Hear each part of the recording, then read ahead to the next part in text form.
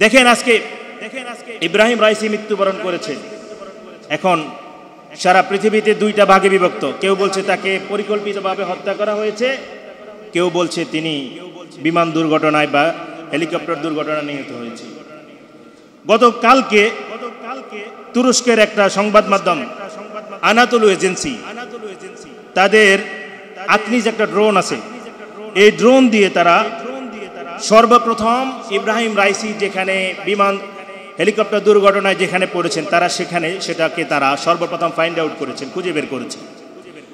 তখন তারা বললেন যে পাইলট যিনি ছিলেন, পাইলট ওই বিমান প্রেসিডেন্টকে এবং পররাষ্ট্রমন্ত্রীকে বহনকারী এবং রাষ্ট্রের ঊর্ধ্বতন 6 জন কর্মকর্তা, হাই সোসাইটি হাই লেভেলের, তাদেরকে বহনকারী ওই হেলিকপ্টারের যে পাইলট ছিল তিনি মোসাদের এজেন্সি ছিলেন।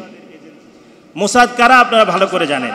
মোসাদ হলো বর্তমানে সারা পৃথিবীতে জারজ রাষ্ট্র, মুসলিম বিদ্বেষী, সবথেকে বেশি মানবতা বিধ্বংসী, সবথেকে বেশি নাশকতাকারী, সবথেকে বেশি মানবতার জন্য হুমকি স্বরূপ সেই রাষ্ট্রটার নাম কি? ইসরায়েল দেশের গোয়েন্দা সংস্থার নাম হলো কি? মোসাদ। পৃথিবীর ইতিহাসে পৃথিবী জন্মের পর থেকে এই পর্যন্ত ফিলিস্তিনের উপরে যে পরিমাণ বর্বর নির্যাতন চলছে, হসপিটাল, স্কুল, শিক্ষা কেন্দ্র, এমনকি আশ্রয় কেন্দ্র, ত্রাণ দিচ্ছে সেই জায়গায় পর্যন্ত, এগুলো যত অমুসলিম রাষ্ট্র হোক, যত বর্বর রাষ্ট্র হোক, সবসময় এগুলো ছিল যুদ্ধের নিয়ন্ত্রণের বাহিরে। এই জিনিসগুলো হসপিটাল, শিক্ষা কেন্দ্র, আশ্রয়ন কেন্দ্র, ত্রাণ কেন্দ্র, এগুলো ছিল যুদ্ধের বাইরে। এই সমস্ত মানবতাকে উপেক্ষা করে বৃদ্ধাঙ্গুলি দেখিয়ে সেখানে বর্বর হামলা করছে সেই ইসরায়েল। আর এই কাজের জন্য তাদেরকে সর্বাত্মক সহযোগিতা এবং বিশেষ করে যারাই যেখানে ইসরায়েলের বিরুদ্ধে কথা বলে তাদেরকে গুপ্ত কিলিং মেশিনের জন্য যে সংস্থা নিয়োজিত সেটার নাম হলো কি? মোসাদ। এখন আস্তে আস্তে বিষয়গুলো স্পষ্ট হচ্ছে। আপনারা জানেন যে ফিলিস্তিনে যখন হামলা হয়েছে সবথেকে বেশি সরাসরি অ্যাকশন এবং সরাসরি কথা বলেছেন কারা? Iran, Lebanon. কথা বলেন ঠিক কিনা? ইরান এবং লেবানন, তারা এবং ইয়েমেনের হুতি বিদ্রোহীরা সরাসরি তারা নির্যাতিত ফিলিস্তিনি মুসলিম ভাই বোনদের পাশে দাঁড়িয়েছেন। আর এর মধ্যে রাষ্ট্রীয়ভাবে ইরান হলো এককভাবে ইসরায়েলের বিরুদ্ধে দাঁড়িয়েছেন। এখন সকলেই এই কথাকে চিন্তা করছেন যে নিশ্চয়ই এই পররাষ্ট্রমন্ত্রী, আপনারা জানেন ইসরায়েলে কিন্তু হামলাও হয়েছে। ইসরায়েলে ইরান হামলা করেছে না? কথা বলেন না। ইসরায়েলে হামলা করেছে না ইরান? ড্রোন হামলা করেছে 350।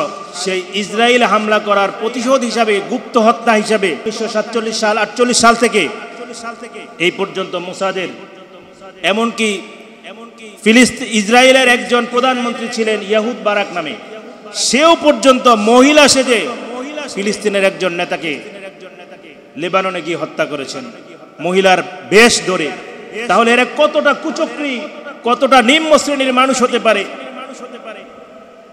এখন মুসলমানদের কাছে এই জিনিসটা স্পষ্ট, যেহেতু ফিলিস্তিনের পক্ষে একমাত্র সোচ্চারভাবে ইরান দাঁড়িয়েছেন, হয়তো ইরানের এই হামলার প্রতিশোধ হিসাবে কোনো না কোনোভাবে এবং একাধিকবার ইরানের পরমাণু বৈজ্ঞানিক যারা রয়েছেন, বিজ্ঞানী যারা রয়েছেন, তাদেরকে একাধিকবার বিভিন্ন জায়গায় হামলা করে মোসাদ তাদেরকে গুপ্ত হত্যা করেছে, যাতে করে মুসলিম শক্তিগুলো, বিশেষ করে ইরান যেন মধ্যপ্রাচ্যে পরাশক্তি হয়ে উঠতে না পারে।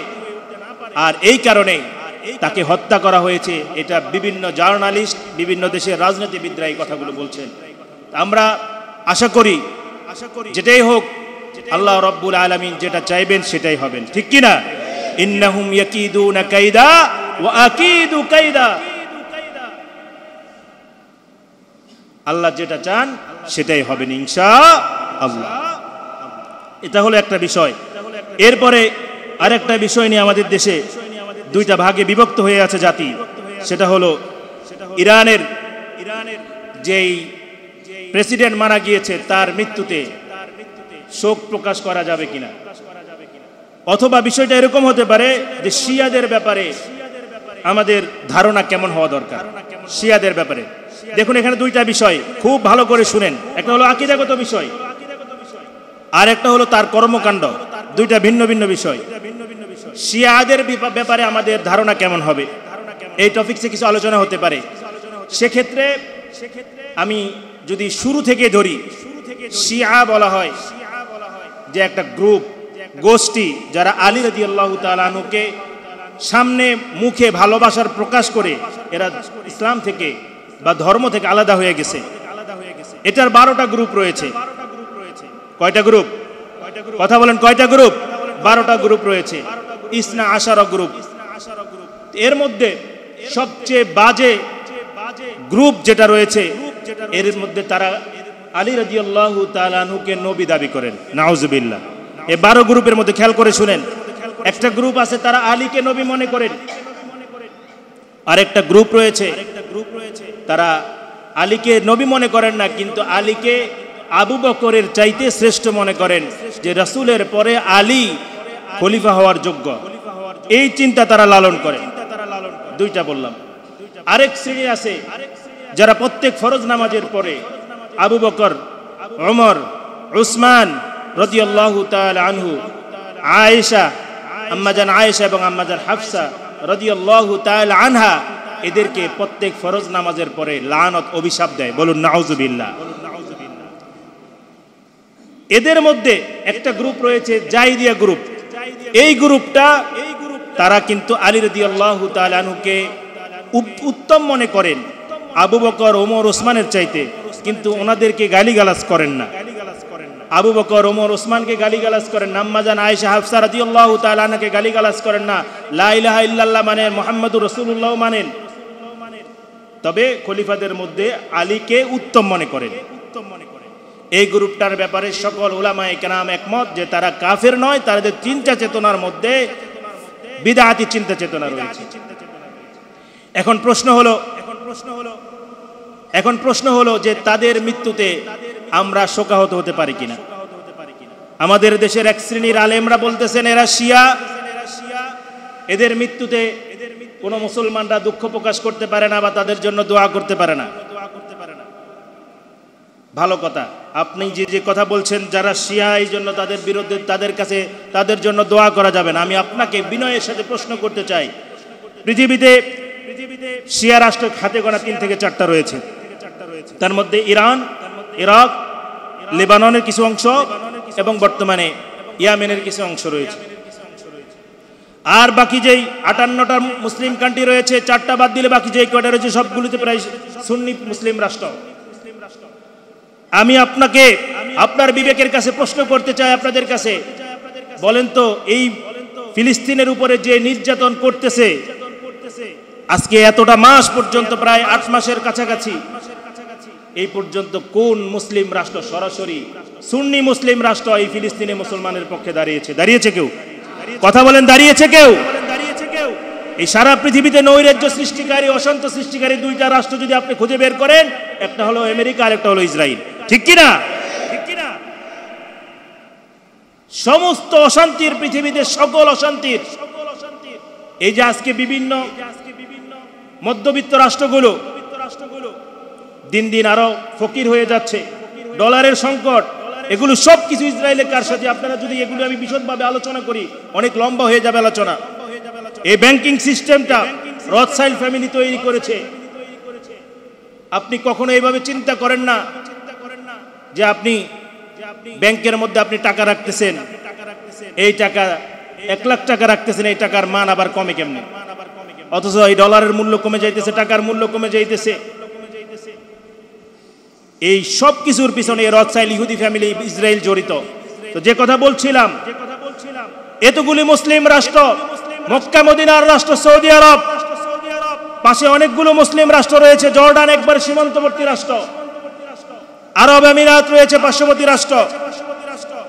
এতগুলি মুসলিম রাষ্ট্র শুধুমাত্র যদি এই কথাটুকু ইরান যেভাবে বলেছে ওইভাবে যদি বলতো, যে যতদিন ফিলিস্তিনের অধিকার আদায় না হবে ততদিন পর্যন্ত আমরা সামরিক আগ্রাসনের দরকার নাই, আমরা ইসরায়েলের সাথে সকল কূটনৈতিক সম্পর্ক ছিন্ন করব, এই সাহসটুকু যদি দেখাতে পারতো তাহলে 2 দিনের মধ্যে ইসরায়েল হামলা বন্ধ করতে বাধ্য হবে। কথা বলেন ঠিক কিনা? এখন আপনি আকীদার জন্য দেখাই বলতেছেন তার জন্য দোয়া করা যাবে না। আপনার লজ্জা হওয়া উচিত। তাদের আকীদা ভুল আছে অবশ্যই, আমরা এটা বলবো, কিন্তু তারা যে সাহস দেখিয়েছে, তারা যে মুসলিমদের পাশে দাঁড়িয়েছে, তারা যে মজলুমার সাথে দাঁড়িয়েছে, একাধিকবার ইসরায়েলি ভূখণ্ডে হামলা চালিয়েছে, এই সুন্নি মুসলিম রাষ্ট্রগুলো তো সেই সাহসটুকু দেখায় না। কথা বলেন ঠিক কিনা? আরেকটা বিষয় আপনি স্পষ্ট করে বুঝে রাখেন, যদি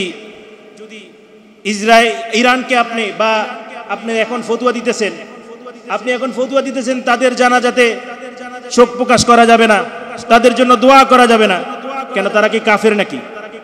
তারা কাফের। আমি বলেছি এটার মধ্যে অনেকগুলো গ্রুপ আছে, যদি কাফের হয় তাহলে তো তাদেরকে মক্কা মদিনা হজের জন্য যাইতে দিতে না, ঠিক কিনা?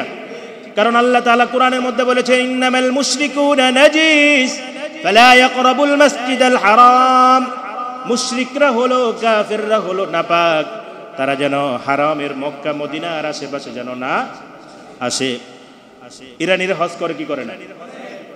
তাহলে বোঝা গেল তারা মুশরিক না।